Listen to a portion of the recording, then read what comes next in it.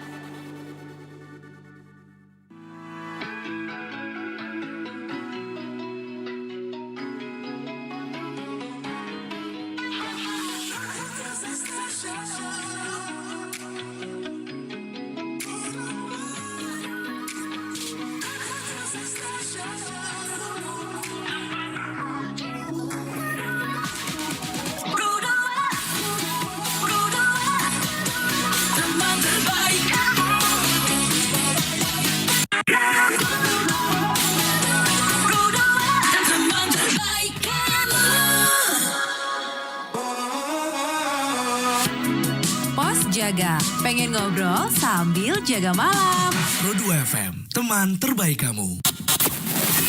FM Pro 2 Singaraja, teman terbaik kamu. Teman Pro 2 untuk Pos Jaga, pengen ngobrol sambil jaga malam. Hari ini aku sudah bersama satu orang narasumber di studio. Seperti biasa kalau hari Rabu kita ngobrolnya sama dokter ya.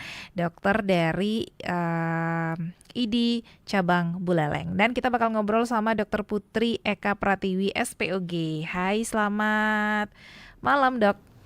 Ya, selamat malam Mbak Ita. Malam, apa kabar? Alhamdulillah baik ya. Baik, jadi teman berdua kita bakal ngobrol malam hari ini kurang lebih 1 jam ngomongin soal kesehatan reproduksi remaja ya. Jadi untuk kamu yang malam hari ini lagi dengerin atau mungkin lagi nonton YouTube kita di RRI Singaraja Official, bisa di komen di sana atau bisa juga komen di live chatnya RRI Digital. Oke, Dok Putri ya, Mbak Ita. Kira-kira kenapa nih kok malam ini tertarik untuk mengangkat topik kesehatan reproduksi remaja? Ya. Halo teman Pro 2 semuanya, selamat malam. Izin menyapa dulu Mbak Ita. Senang sekali saya diberikan kesempatan pada malam hari ini. Kita akan membahas suatu topik yang menarik ya Mbak, tentang kesehatan reproduksi remaja ya. Dan terutama di sini saya akan membahas remaja putri ya, atau wanita ya, karena kebetulan sebagai seorang spesialis obstetri dan ginekologi atau OBSGYN ya. Karena memang kesehatan reproduksi wanita ini harus sangat diperhatikan mulai dari usia remaja atau lebih tepatnya saat seorang wanita menginjak usia pubertas atau puber ya. Jadi udah mulai ada tanda-tanda kedewasaan. Jadi memang kalau untuk kita berbicara tentang kesehatan reproduksi wanita memang long lifetime ya, dari remaja sampai lanjut ya. Cuman di sini kita akan mulai tentang apa sih yang harus kita perhatikan untuk menjaga kesehatan reproduksi remaja yang memang harus kita perhatikan sejak dini gitu Mbak Ita. Kira-kira apa tuh dok kesehatan reproduksi remaja dan kenapa itu dikatakan penting? Oke, jadi kita mungkin berkenalan dulu ya untuk kesehatan reproduksi wanita atau kesehatan reproduksi remaja ya. Jadi kita tahu untuk reproduksi artinya adalah di sini adalah suatu proses ya untuk suatu bagaimana cara untuk manusia untuk mempertahankan keturunan dan lain sebagainya. Nah, untuk itu harus kita jaga kesehatan reproduksinya. Nah, organ-organ reproduksi itu apa aja sih? Nah, untuk kesehatan reproduksi wanita, sebelum kita berbicara bagaimana cara menjaganya, mungkin kita coba untuk review sebentar ya untuk organ dari reproduksi kesehatan dari wanita terutama atau remaja.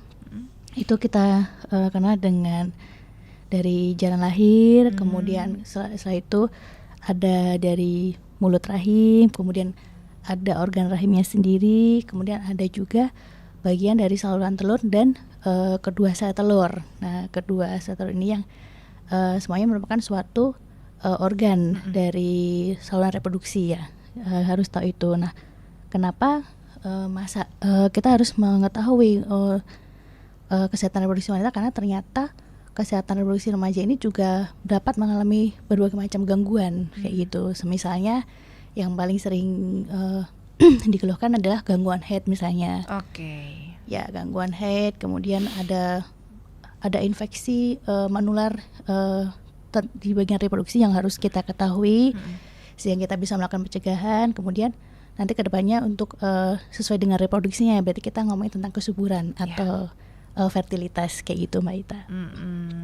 Jadi kalau kita ngomongin soal remaja putri, kira-kira apa aja sih gitu kan perubahan fisik dan juga hormonal yang terjadi selama masa pubertas? Ya, masa pubertas atau kita tahu tentang sudah masuk masa reproduksi ini, tentu saja begitu ditandai kalau misalnya sudah mengalami haid ya atau menstruasi datang bulan setiap bulan. Nah, selain itu sebenarnya juga bisa secara umum bisa diketahui dengan tanda-tanda seksual sekunder ya, seperti mulai tumbuh payudara, kemudian mulai tumbuh bulu-bulu halus seperti di bagian di bagian jalan lahir, di kemaluan ya, atau daerah ketiak. Terus kemudian dia ditandai dengan suatu menstruasi atau haid yang dialami setiap bulan seperti itu, Mbak Ita. Oke. Kira-kira kalau ngomongin soal menstruasi itu yang akan dialami oleh remaja putri itu dari umur berapa sih, Dok? Ya, sebenarnya sangat bervariasi, Mbak Ita. Cuman kalau di Indonesia sendiri rata-rata usia 10 tahun itu sudah bisa mengalami menarche ya, atau menstruasi yang pertama kali. Jadi dia sudah bisa mengalami haid secara teratur setiap bulan. Jadi dia udah istilahnya sudah ada fase ovulasi atau ada sel telur matang ya setiap bulannya. Itu kurang lebih rentan antara 28 sampai 35 hari sekali untuk normalnya. Jadi di usia 10 tahun mulai haid pertama kali, jaraknya antara 28 sampai 35 hari sekali, dengan kurang lebih lamanya bisa 3 sampai 7 hari setiap menstruasi. Ganti pembalut kurang lebih 3 sampai 4 kali kayak gitu, Mbak Ita. Oke, kalau siklusnya sendiri antara satu remaja putri dan remaja putri yang lain apakah sama atau mungkin berbeda, Dok? Itu bervariasi, Mbak Ita. Jadi tadi sudah saya sebutkan antara 28 sampai 35 hari sekali itu adalah suatu siklus yang normal ya. Jadi bisa plus minus. Jadi nggak harus satu bulan tuh harus 30 hari, nggak harus. Jadi kadang-kadang sebenarnya maju 1 minggu atau mundur 1 minggu itu masih hal yang wajar. Jadi rentangnya bukan patoknya 30 hari nggak, tapi maju mundur plus minus 7 hari atau maju 7 hari seperti itu, Mbak Ita. Kalau tiap bulannya nih ada yang biasanya ngeluh, menstruasiku maju terus atau mungkin mundur terus, itu kira-kira kenapa, Dok? Ada masalah atau mungkin gimana? Kalau asalkan selama waktu rentang tadi saya sebutkan, sebenarnya itu bukan suatu masalah yang serius, Mbak Ita. Jadi itu lebih berhubungan karena siklus hormonal dari setiap remaja putri ini tidak selalu sama, karena banyak faktor yang mempengaruhi ya, dari nutrisi, kemudian dari genetik sendiri, kemudian mungkin dari stresor lingkungan, itu juga sangat berpengaruh terhadap keseimbangan hormonal setiap bulannya. Tapi dengan rentan waktu tadi saya sampaikan itu masih dalam batas normal, nggak apa-apa ya. Gitu ya. Oke. Nah, untuk kamu teman Pro2 yang pengen tanya-tanya seputar kesehatan reproduksi remaja, boleh langsung tanya di WhatsApp di 0811399154, bisa juga di live chatnya RRI Digital, atau komen langsung di YouTube RRI Singaraja Official. Aku tunggu sampai jam 9 malam nanti. Pos Jaga, pengen ngobrol sambil jaga malam. Pro2 FM, teman terbaik kamu.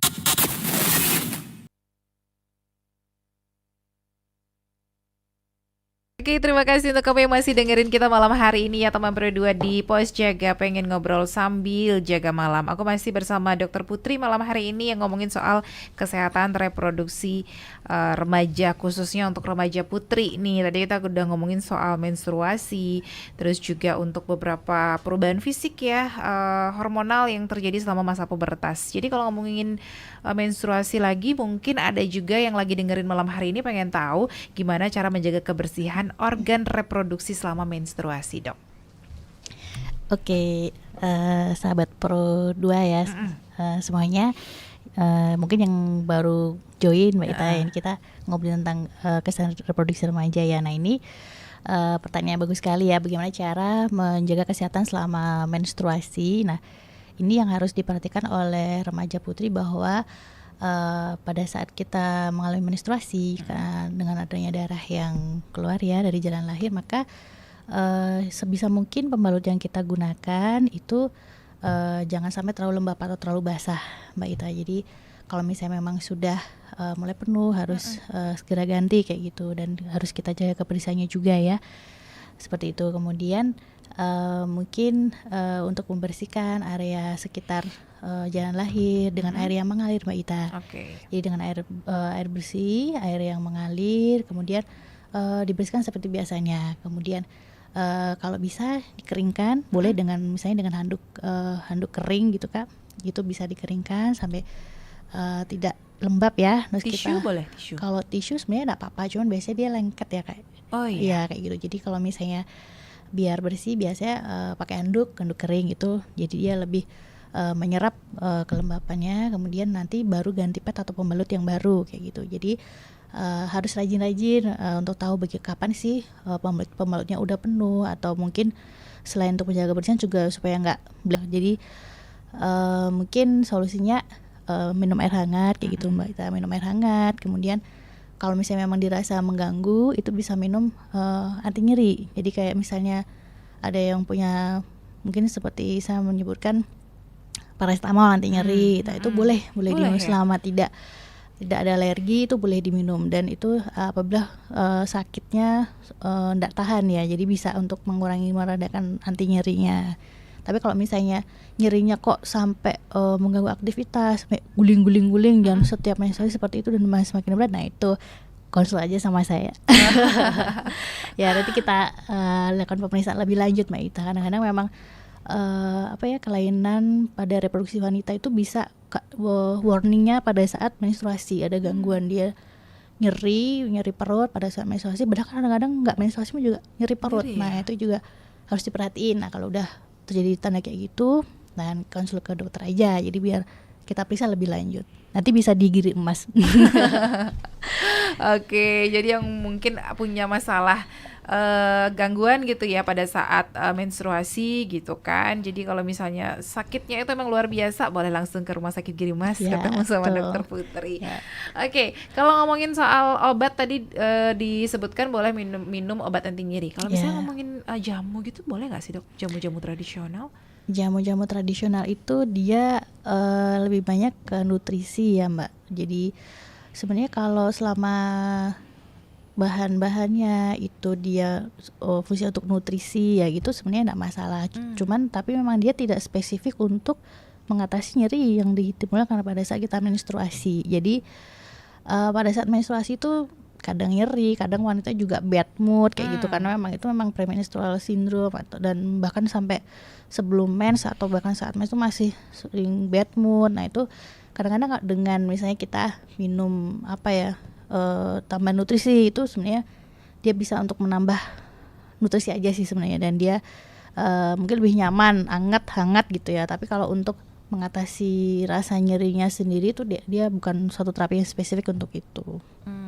Ada yang bilang kalau mens itu nggak boleh minum soda, nggak boleh minum air dingin, yang dingin-dingin. Kira-kira itu bener nggak sih Dok? Apa cuman mitos aja? Sebenarnya boleh. Jadi pada saat menstruasi boleh sih mau minum air dingin.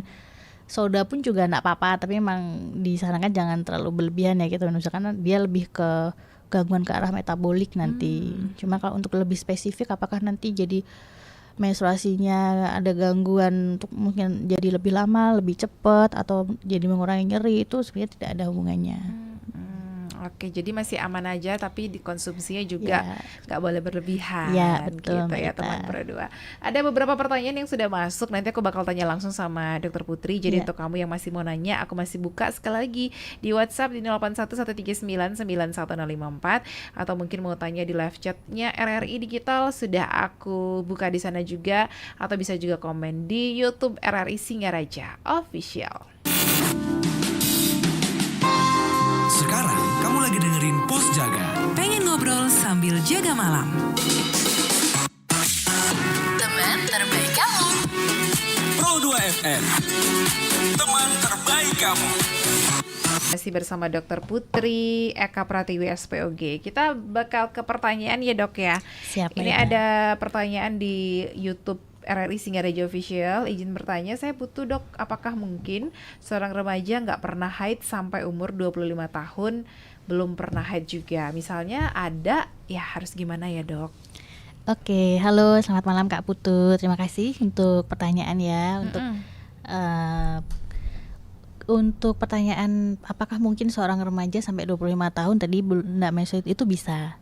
Jadi sebenarnya untuk kelainan haid sendiri, tadi ada nyeri, ada haid yang terlalu banyak. Nah, ada juga nih gangguan yang nggak haid Mbak Ita, Kak Putu ya. Itu kenapa sebabnya? Itu ada berbagai macam sebab ya. Yang pertama tentu saja itu karena kaitannya dengan hormonal. Yang pertama dengan hormonal, kemudian ada beberapa penyebab itu bisa karena ada selain kelainan hormonal, dia ada kelainan di sistem saraf pusat Mbak Ita. Jadi kalau kita ngomongin menstruasi atau siklus bulanan tiap wanita, itu sebenarnya kita dipengaruhi oleh yang namanya hipofisis atau yang mengatur hormonal yang ada di otak kita, sama organ reproduksi wanita yang tadi saya sampaikan, ada rahimnya, kemudian ada sel telur, tempat ovariumnya atau sel telurnya itu. Nah, kadang-kadang kalau misalnya ada gangguan di saraf pusatnya, jadi dia nggak ada pengiriman sinyal tuh untuk hormonalnya, jadi rahimnya ya anteng-anteng aja, nggak ada kegiatan, maksudnya nggak ada penebalan dinding rahim atau peluruhan dinding rahim yang akhirnya jadi menstruasi. Nah, itu karena nggak ada sinyal dari pusatnya. Atau juga misalnya kelainannya dari sinyal pusat dari otaknya sebenarnya baik-baik aja, nggak ngirim sinyal nih, ayo hormonnya keluar dong buat biar bisa mens, tapi ada yang kadang ada kelainannya di rahimnya atau di sel telurnya. Nah, itu jadi ada problematika. Jadi seorang wanita kok sampai usia lanjut kok nggak bisa menstruasi. Jadi itu udah dua ya sebabnya. Terus ada juga sebab yang lain Mbak Ita. Jadi kadang-kadang sinyal dari otaknya oke, rahimnya oke, sel telurnya oke, tapi ternyata ada mampet jalan lahir. Nah, itu juga bisa. Jadi namanya yaitu ada kasus khusus, jadi Hymen imperforata namanya. Jadi dia ada sumbatan di situ. Seharusnya kan saluran jalan lahir itu kan buat keluar cairan menstruasi ya. Jadi sebenarnya cairan menstruasinya ada, tapi karena mampet nggak bisa keluar deh. Nah, itu juga suatu hal yang menyebabkan kenapa wanita tidak bisa menstruasi. Nah, Atau mungkin lambat ya, jadi itu memang harus kita lakukan pemeriksaan khusus lagi Mbak Ita. Jadi apakah sinyal dari otaknya atau rahimnya atau sel telurnya, atau karena jalan lahirnya yang ada something problem nih kayak gitu. Kalau sampai 25 tahun kok belum menstruasi, umpamanya tadi pertanyaannya, ya itu harus konsul langsung ke kita. Nah, ketemu saya nanti. Berarti yang harus dilakukan adalah langsung konsul ke Ya, dokter konsultasi kandungan. ya betul, karena harus kita lakukan kita kaji lebih lanjut ya, karena kan nanti hubungannya sama fungsi reproduksi atau kesuburan atau fertilitas pada wanita nantinya. Gitu Mbak Ita. Oke, baik. Terus ada yang mau nanya. Selamat malam Kak Ita dan juga Dokter Putri. Aku mau tahu dong gimana sih cara mengetahui kalau seseorang mengalami gangguan hormonal atau masalah kesehatan reproduksi. Bagaimana? Mohon maaf, bisa diulangi Kak Ita? Gimana cara kita mengetahui kalau seseorang mengalami gangguan hormonal atau masalah kesehatan reproduksi? Oke, sebenarnya masalah reproduksi ini ada beberapa Kak Ita. Yang tadi kita bahas kan selalu tentang menstruasi tadi ya. Satu sebenarnya menstruasi, tentang menstruasi, dua itu adanya suatu infeksi penyakit menular seksual ya ini. Kemudian yang ketiga adalah nanti hubungannya kemampuan seseorang wanita untuk bisa mempunyai keturunan atau fertilitas. Jadi kalau misalnya ketiganya itu ada problem, nah itu ada kemungkinan ada gangguan di reproduksinya. Nah, jadi harus kita kaji lagi nanti. Nah, dia problemnya di mana. Terus kalau misalnya pasiennya atau remaja ya tadi contohnya nggak mens atau mensnya nggak teratur atau nyeri mens, nah itu ada something. Nah itu entah itu karena hormonalnya ataukah karena yang lain ya harus kita kaji. Jadi pada prinsipnya pada saat wanita tidak mengalami gangguan satu tentang menstruasi yang normal, kemudian gejala infeksi itu seperti kayak keputihan kayak gitu, yang nggak sembuh atau mungkin ada gejala infeksi yang lain, nah itu mungkin ada suatu kesehatan reproduksinya, yaitu yang mungkin ada gangguan di situ, atau mungkin ternyata ada gangguan mungkin yang sudah menikah seperti itu, dia mengalami infertilitas atau mengalami tidak subur gitu ya dengan pasien. Nah itu ada indikasi atau gejala adanya ketidakseimbangan hormonal di sana gitu Mbak Ita. Oke.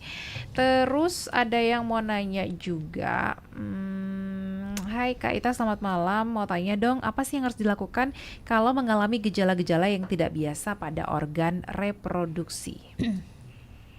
Oke. Sebenarnya kita harus lebih spesifik sih Kak. Nah, normalnya gimana? Kalau tadi saya bilang seandainya misalnya ketidaknormalan, mesti saya berikan contoh nyeri head ya. Nyeri head tuh kalau seandainya sebenarnya tuh memang suatu gangguan, tapi di saat dia tidak mengganggu aktivitas atau kita berikan misalnya kita minum air hangat, kemudian dengan minum pereda nyeri itu dia tidak berkelanjutan, kemudian istilahnya tidak terulang gitu ya, itu mungkin merupakan masih suatu kewajaran. Tapi kalau misalnya nyerinya itu sampai mengganggu aktivitas dan dia semakin lama semakin sakit, bahkan mungkin sampai di luar siklus head itu sakit, masih ada nyeri perut, nah ini kemungkinan juga suatu hal yang harus sudah ada indikasi untuk kita periksa lebih lanjut kayak gitu. Nanti bisa datang ke rumah sakit, ke klinik kebidanan dan kandungan, nanti kita kita periksa lebih lanjut Mbak Ita. Kalau keputihan gimana dok? Kalau keputihan, kita berdasarkan keputihan, sebenarnya keputihan ini juga ada yang keputihan normal dan abnormal. Ya betul, kalau misalnya keputihan yang normal itu biasanya karena perubahan hormonal. Tadi kita wanita seringnya ke hormonal ya. Iya. Karena perubahan hormonal kayak itu mungkin menjelang menstruasi atau bahkan setelah menstruasi itu biasanya wajar ada keputihan ya, karena memang terjadi perubahan imunitas pada tubuh kita. Nah, selama keputihan itu tidak yang berbau, tidak gatal dan bisa hilang ya dengan sendirinya karena sudah mengalami fase hormonal sudah lewat, itu suatu hal yang normal. Tapi kalau dia warnanya sudah berbau amis, misalnya berbau amis, kemudian warnanya kuning kental, kehijauan, bahkan sangat gatal, bahkan sangat mengganggu sekali, nah itu sudah mulai soal keputihan yang patologis atau yang abnormal. Nah itu memang harus kita lakukan pemeriksaan, nanti mungkin bisa kita ambil contoh lendirnya dan lain sebagainya. Nah harus konsultasi ke dokter kandungan juga, jadi kita periksa lebih lanjut, kita USG dan lain sebagainya, nanti apakah ada kelainan yang lain nanti ketahuannya di situ memang. Jadi saya harap sih dengan mendengarkan acara Pro 2 malam hari ini ya, jadi saya harapkan nanti untuk remaja-remaja putri atau mungkin ibunya atau kakak cewek dan lain sebagainya, kalau misalnya memang ada keluhan seperti itu, nggak usah takut, nggak usah ragu. Jadi memang sebaiknya semakin dini kita untuk bisa konsultasi, lebih cepat kita tangani ya, jadi biar keluhannya nggak semakin berlanjut gitu. Jadi nggak usah malu, nggak usah takut, nanti ada saya. Berarti 1 minggu sebelum haid dan 1 minggu setelah haid kalau misalnya keputihan itu wajar ya? Ya beberapa hari, beberapa hari sebelum dan setelah itu hal yang wajar, dan tidak gatal, tidak berbau gitu, itu masih wajar kan? Masih apa-apa. wajar. Ya. Oke, selanjut lagi kita ke pertanyaan di WhatsApp. Ini ada yang mau tanya sama Dokter Putri. Iya, siap.